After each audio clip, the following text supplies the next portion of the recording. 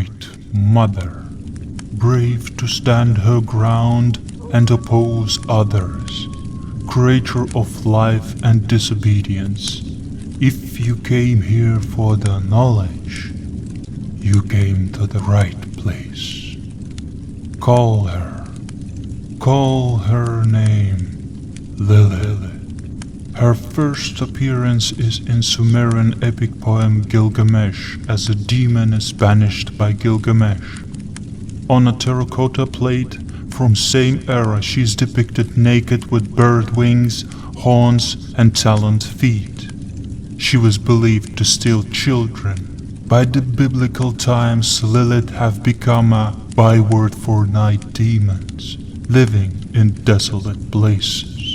In the Talmud, the compilation of Jewish religious law written 1500 years ago, a demonic Lilith was described as having a long hair and wings, is portrayed as a vampiric succubus who would visit men at night, bring them to climax as they slept and steal their semen to inseminate herself and create legions of illegitimate demon children. As a result, men were warned to never sleep alone in the house. This incarnation served both as warning against the salacious side of the night, wild sensuality, freedom, and to dissuade young men from self-pleasuring, regarded by Jewish rabbis as deadly sin. She was Adam's first wife, mentioned in somewhat satirical interpretation of the events documented in that puny book pitiful people rely on, called the Bible, with a little sparkle of oral folklore from Jewish tradition. Dear Lilith was molded from the same clay at the same time as Adam, and that she was his equal in the Garden of Eden. Immediately after her creation by God, Lilith questioned Adam about the presumed order of things, a conversation that erupted into argument about intimacy. Adam told her he expected things happen missionary style, with her underneath. Poor soul, complete lack of fantasy. Adam, inferring that he would also be in the driving seat in the relationship. Lilith, confident in her name, molded same as Adam in the Garden of Eden, laughed in his face. You lie beneath me, we are both equal, for both of us are from the earth.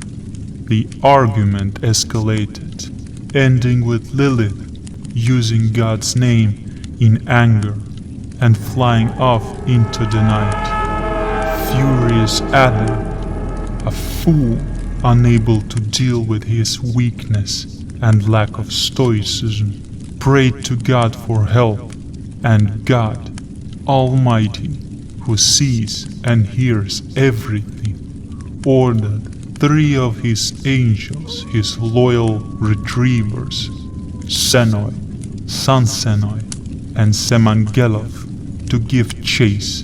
God also comforted distraught Adam.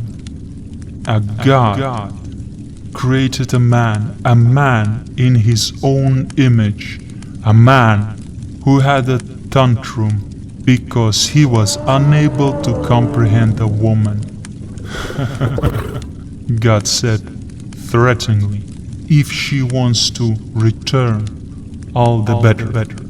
If not, she will have to accept that 100 of her children, demons, will die every day. And who is that villain everybody fears? Essentially, God cursed her for what? A wish. In the course of time, the angels tracked down Lilith to her hideout and elucidated God's terms, so Lilith made her choice. She picked loneliness and the loss of her demonic children over subservience. She refused to return. God's punishment came to pass, and each day 100 of her demonic offspring were slain. And you tell me who is evil? She has thousands of children. That indicates she is promiscuous, and that her children are demons means that she mates with monsters and demons. But her threats were not hollow, and she wreaked her revenge on human children. God created her to cause only sickness to infants, so be it. And Lilith became folkloric baby killer demon, winged cause of stillbirths and cot deaths. Although she did make one concession to her pursuers, that newborns wearing an amulet with the 3 angels' names or images would be spared.